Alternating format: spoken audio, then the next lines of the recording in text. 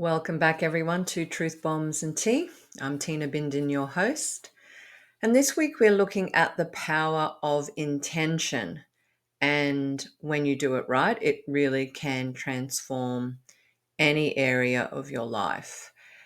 So today I'm going to break down what intention is, because as much as I love New Age, mystical, and spiritual things, which I do, I think intentions have become a little misunderstood, a little woo woo, if I can say that word. And I love the word woo woo, but I am actually using it in a context to sort of say that it becomes a little bit too trendy or vague. So in this video, I'm going to break down exactly what it is and back it by the latest research, which is important. And I'll share with you how to actually set intentions well so that you set yourself up to really manifest and succeed in what you're doing.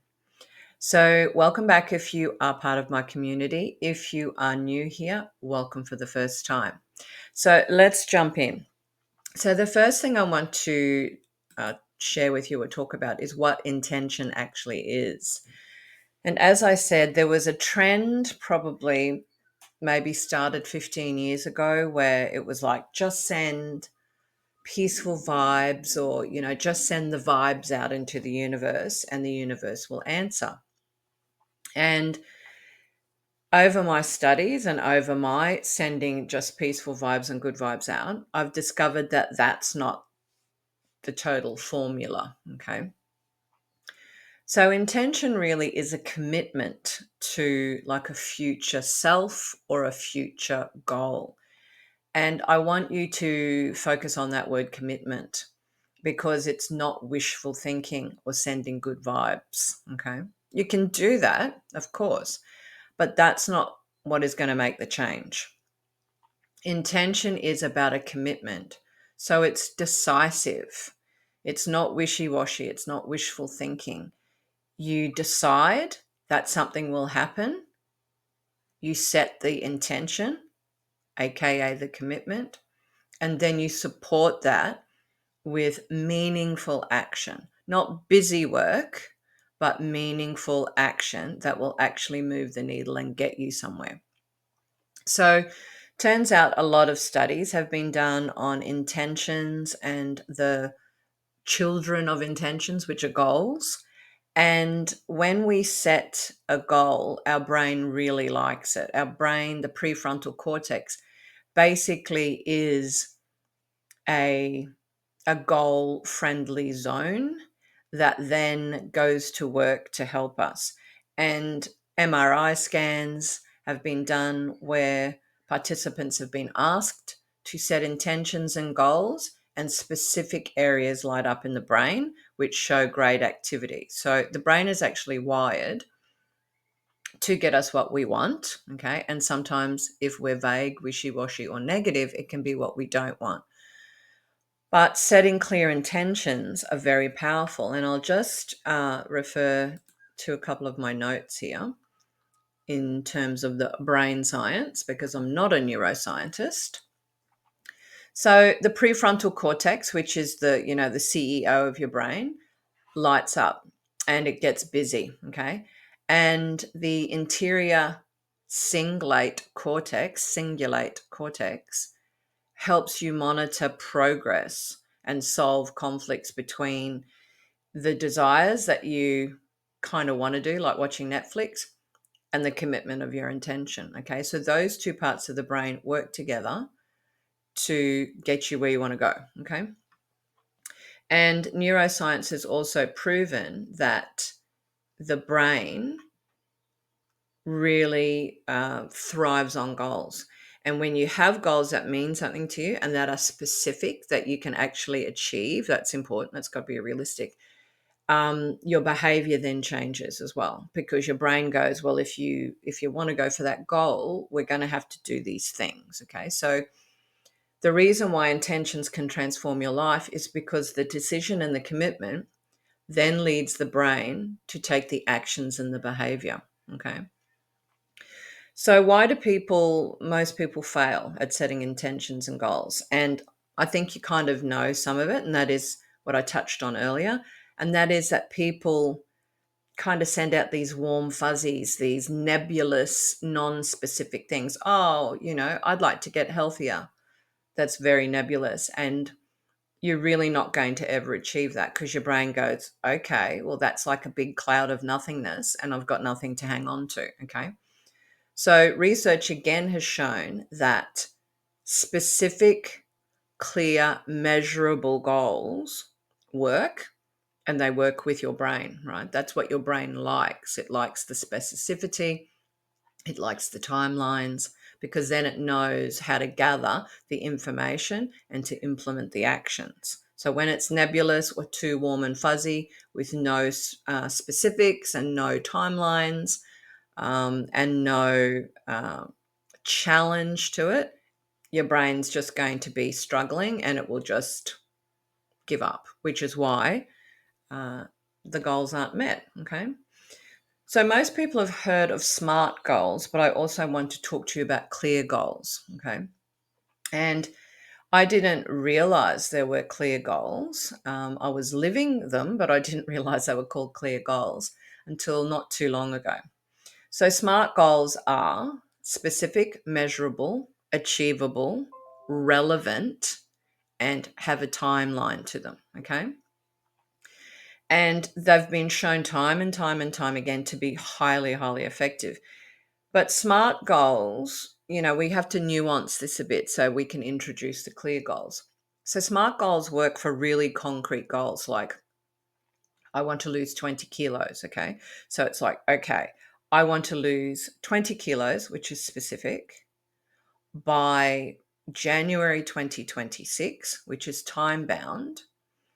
I want to lose 5 kilos a month so that it's safe and easy for me. So that's achievable. I want it to lose the weight because I'm just about to have grandchildren or I'm hiking Machu Picchu. So that's relevant to me. Okay.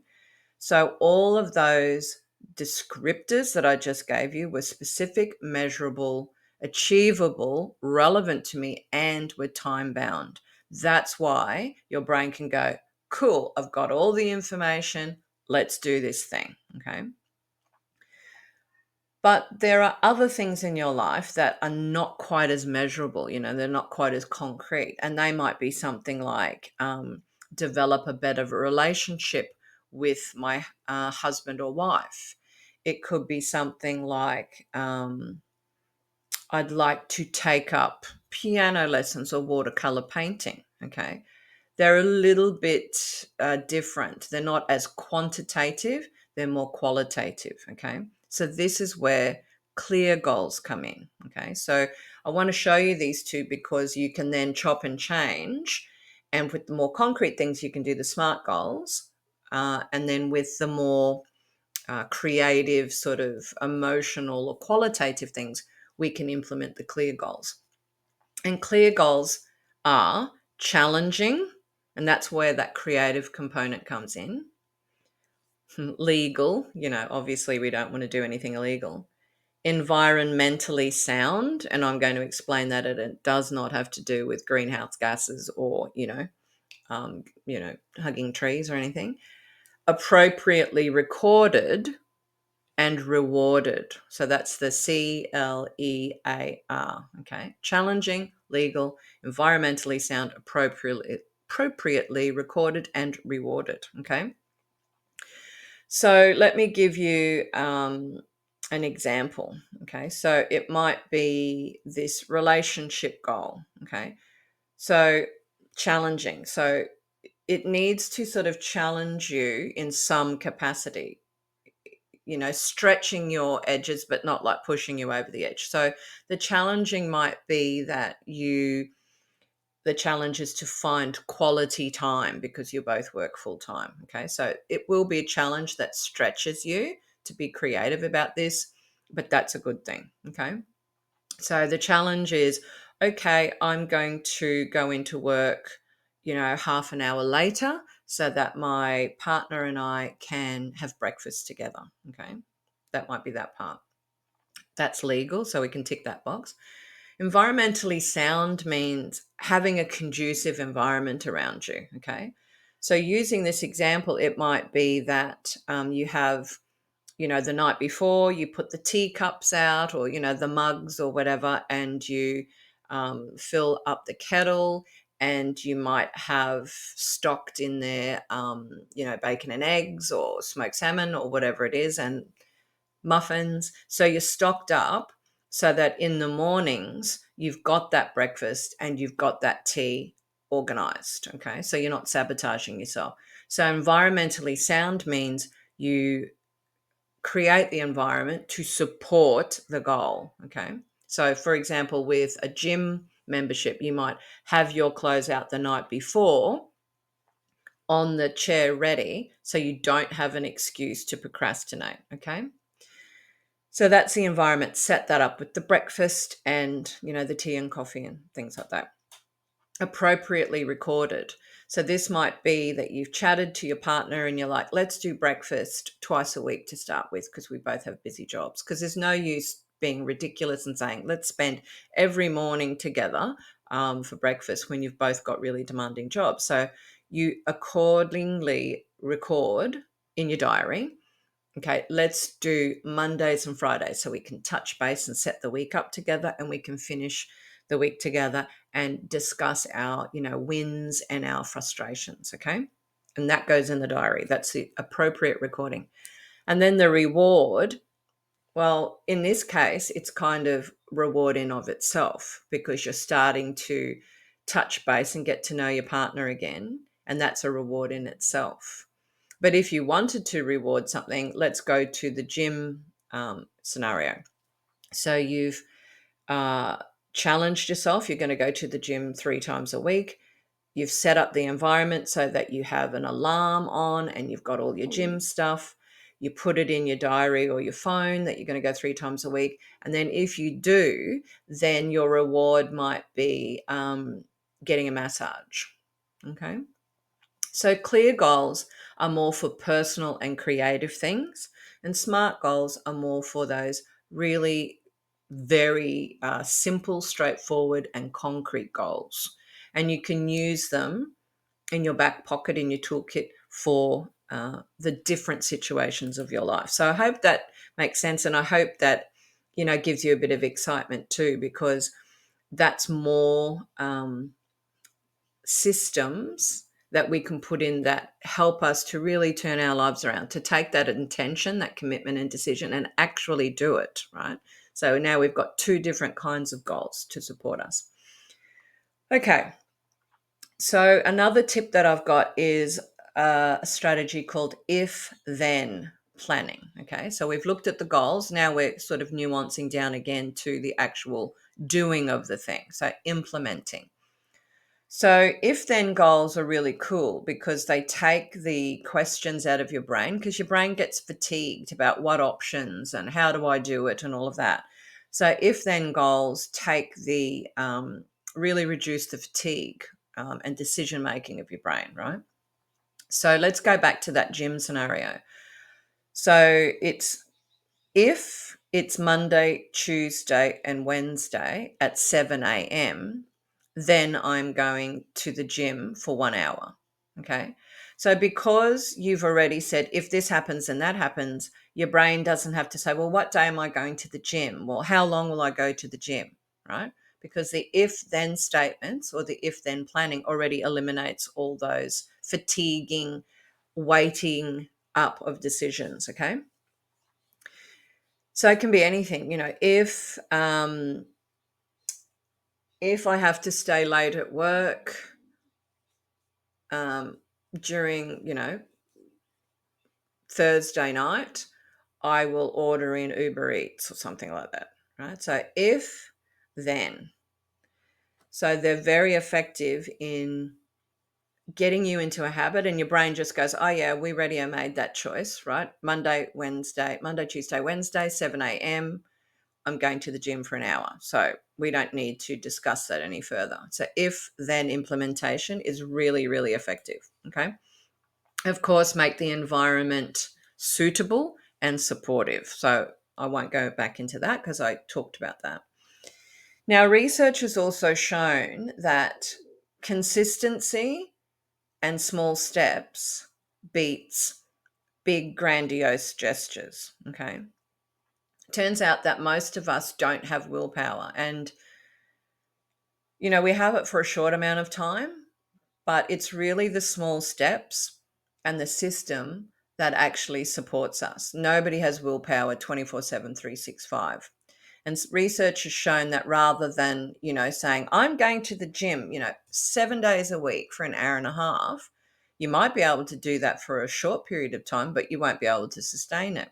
What's more effective, research has shown, is that you say, I'm going to go to the gym 3 times a week for an hour, and then you do that and you're consistent with it. So instead of only going to the gym 7 days a week for an hour and a half, say for 4 weeks, and then you've had enough, you do smaller, achievable things consistently.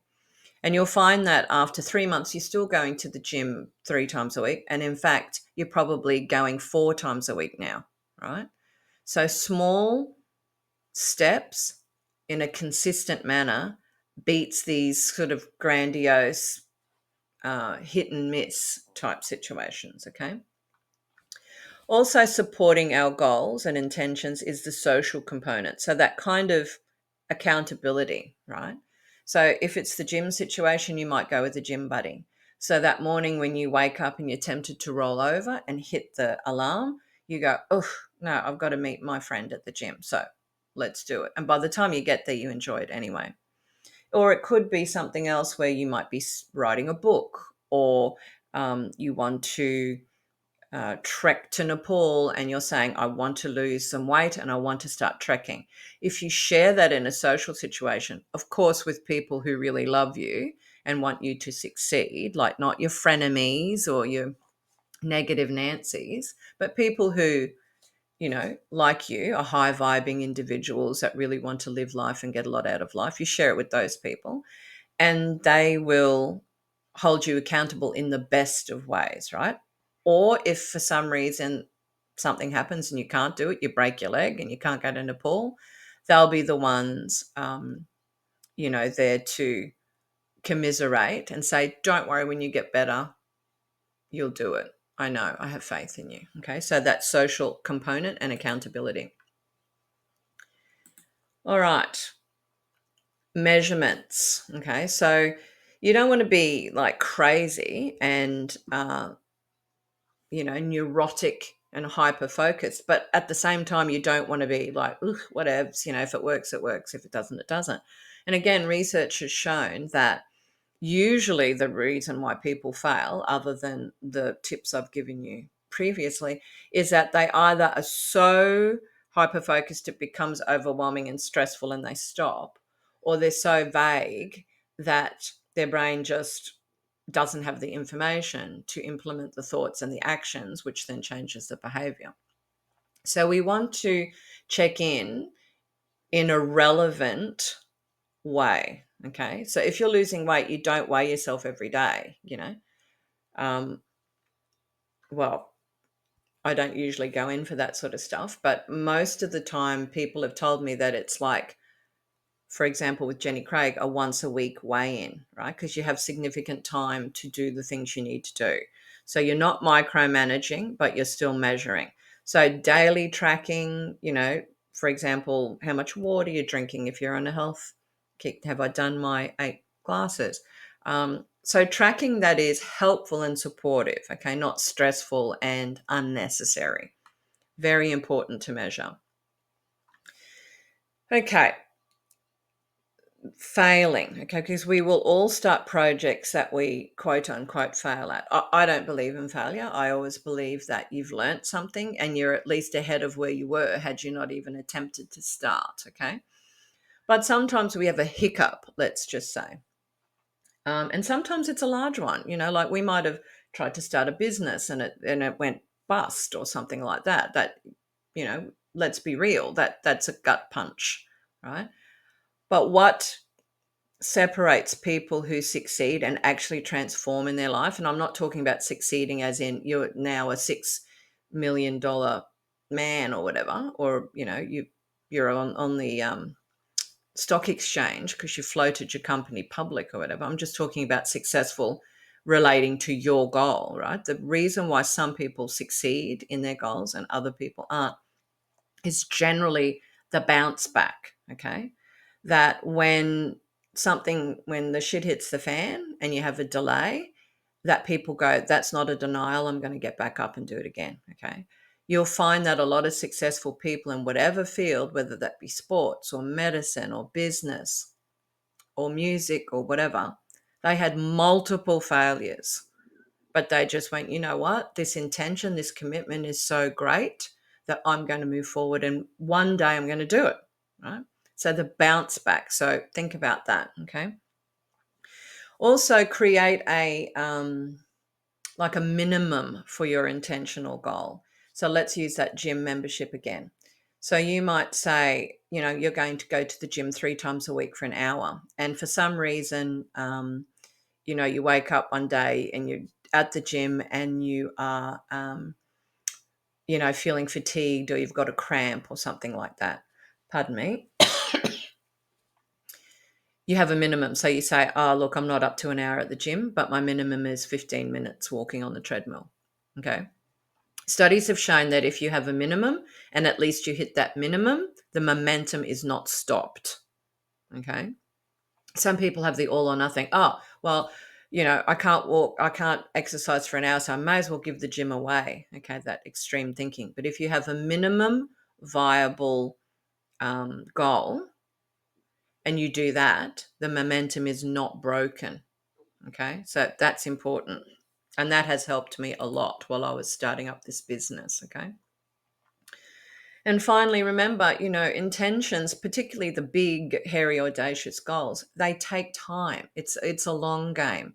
Anything that's worthwhile, and let's hope we're all setting worthwhile intentions and having worthwhile goals, takes time.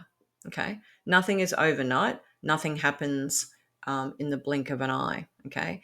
And the great news about that is if we accept the long game, if we use the strategies that I've given you, if we have a bounce back and a minimal viable level for our goal, then there's no reason why we can't achieve what we want to achieve. Okay. So I hope these tips have helped. I know they've helped me tremendously to transform different areas of my life.